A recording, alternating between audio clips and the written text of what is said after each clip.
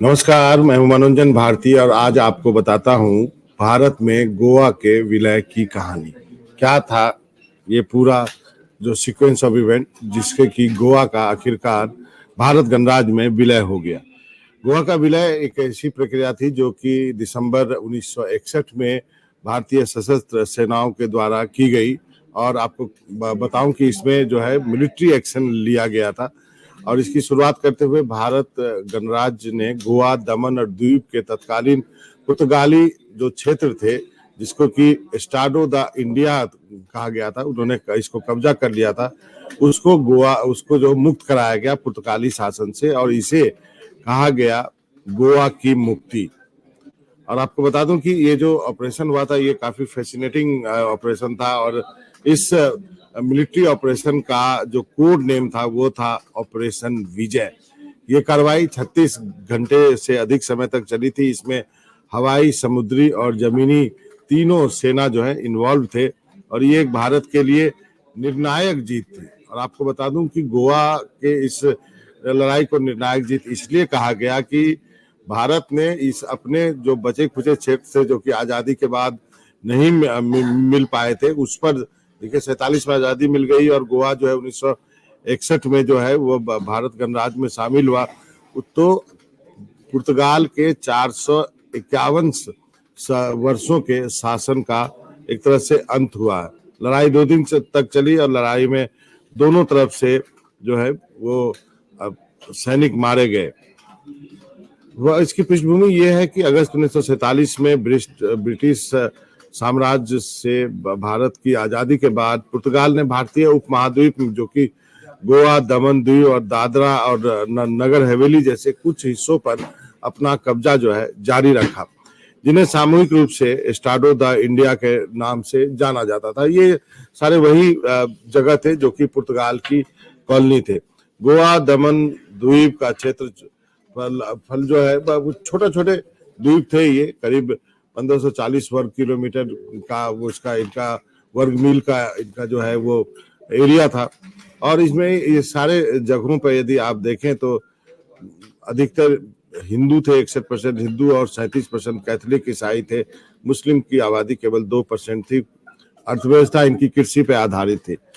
तो पुर्तगाल का जो शासन था जिसको कि एस्टाडो नोवो शासन का भी कहा गया, यह तानाशाही और उपनिवेशवाद की प्रबल समर्थक सरकार थी और इन्होंने बहुत 400 साल तक यहाँ पे शासन किया।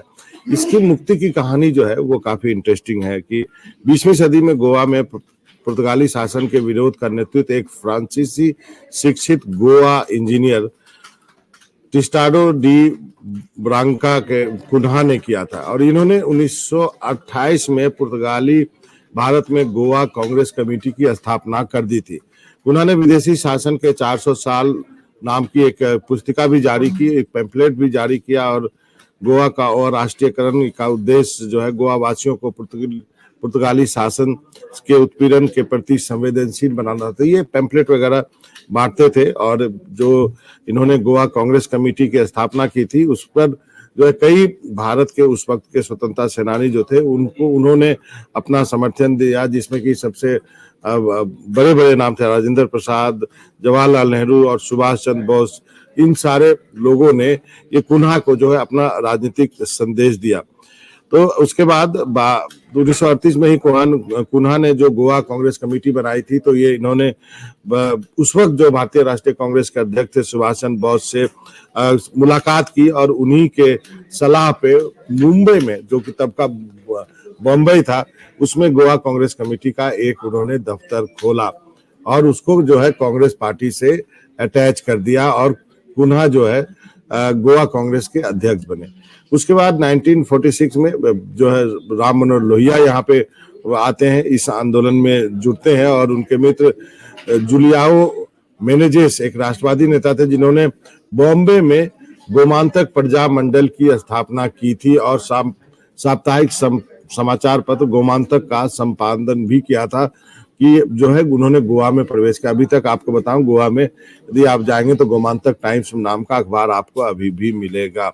तो जो ये जो जुलियाओ साहब थे, इन्होंने जो है कुन्हा और अन्य नेताओं के साथ इन्होंने मुलाकात की और राम मनोहर लोहिया ने सरकार का विरोध करने के लिए अहिंसक गांधीवादी ताकतों के इस्तेमाल की वकालत की और 18 जून 1946 को पुर्तगाली सरकार ने पणजी में नागरिक स्वतंत्रता के निलंबन के खिलाफ सार्वजनिक समारोह पर प्रतिबंध की अवहेलना करते हुए लोहिया, कुन्हा जो कि कांग्रेस के थे, पुरुषोत्तम काकोडकर और लक्ष्मीकांत ब्रेम्बे सहित अन्य लोगों को एक विरोध प्रदर्शन को बाधित करके उनको गिरफ्तार कर लिया। तो एक इस तरह से यहाँ पर आंदोलन जो शुरू होता है। अहिंसक विरोध प्रदर्शनों के अलावा Azad Gomantak party, the free Goa party और यूनाइटेड फ्रंट ऑफ गोवंस जैसे सशस्त्र समूह जो थे यमन हथियारों के साथ गोवा में पुर्तगाली शासन को कमजोर करने के लिए भी हम अपने हमले का जो है वो करते रहते थे। और आपको मैं बताऊं कि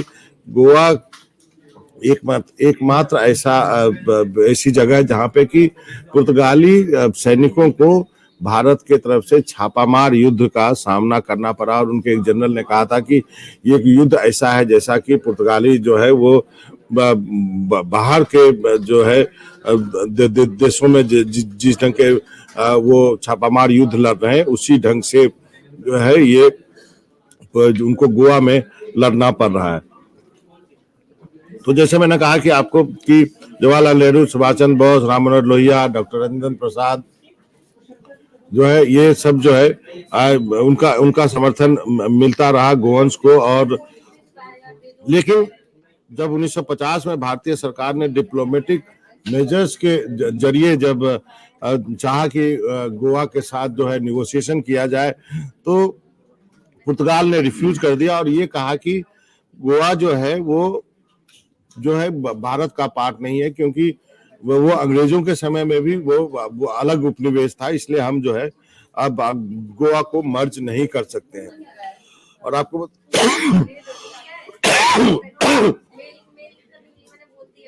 बताऊं, माफ कीजिएगा, कि 1953 में डिप्लोमेटिक मिशन जो था लिस्बन में वो उसको जो है भारत सरकार ने विड्रॉ कर लिया और 1954 में भारत सरकार ने गोवा में जो है ट्रेवल करने पर रिस्ट्रिक्शन लगा दिया और पूरी तरह से जो पूरे ट्रांसपोर्ट वगैरह बंद कर दिया। गोवा जो है आपको मालूम है कि जो है समुद्र के बीच में है, तो एक इकोनॉमिक आप कह सकते हैं आर्थिक ब्लॉकेट जो है भारत सरकार ने गोवा पर लगा दिया। 1955 में ही 3000 जो है अनार्म्ड इंडियन सिविलियन जो है वो गोवा में घुसे, बट गोवन पुलिस ने और जो है उनकी झड़प होती है वहां पे और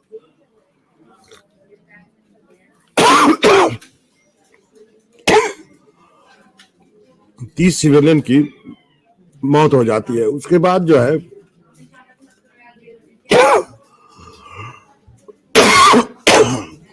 1961 में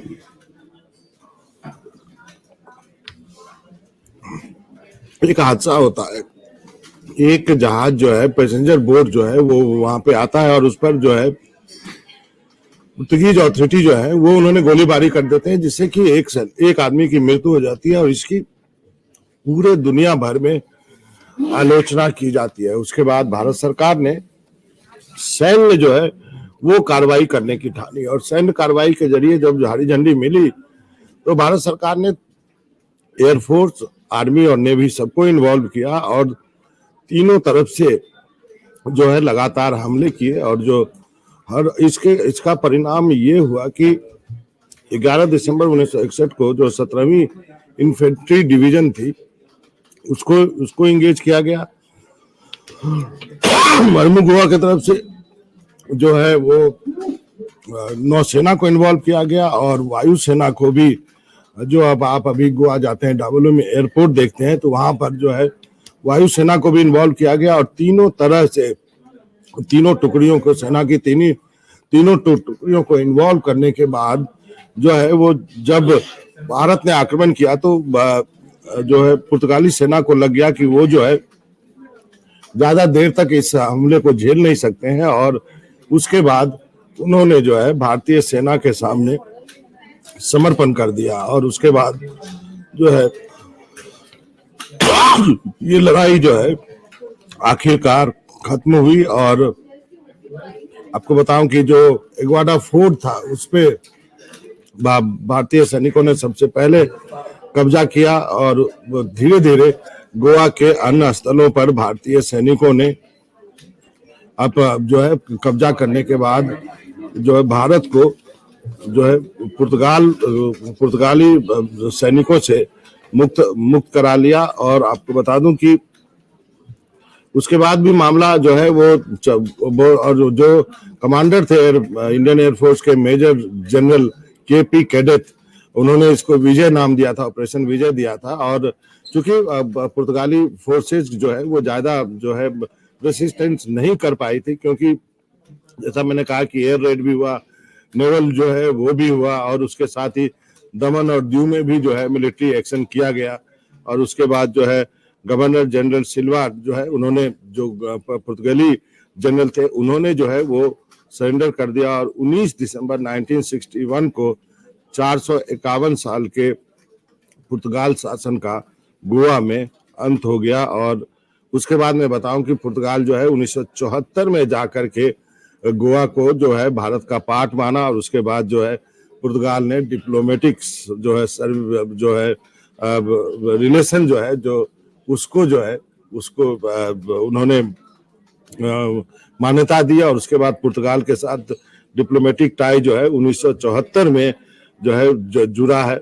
बहुत सारे कंट्रियों ने भारत का जो है सपोर्ट किया था, जिसमें कि एक जो है रसिया भी था। और रसिया ने तो यहाँ तक कि UN सिक्योरिटी काउंसिल में तो जब रिजोल्यूशन आया था तो उसमें अपना भारत की तरफ वोट किया था। और तो इस तरह से आप कह सकते हैं कि गोवा का विलय की कहानी इस ढंग से रही। एक आंदोलन से शुरू हुई ये कहानी, और उसके बाद मिलिट्री एक्शन के बाद आज़ादी के करीब आप कह सकते हैं 20 साल के बाद करीब जा करके गोवा को जो भारत का हिस्सा बनाया गया। और इसमें सभी जो है उस वक्त के राजनीतिक नेता जो थे वो अलग अलग दलों के, जिसमें कि मैंने कहा कि राम मनोहर लोहिया का भी काफी योगदान रहा है। तो इस ढंग से और सैन्य बल की वजह से ही गोवा को भारत में मिलाया जा सका। तो ये थी भारत में गोवा के विलय की कहानी।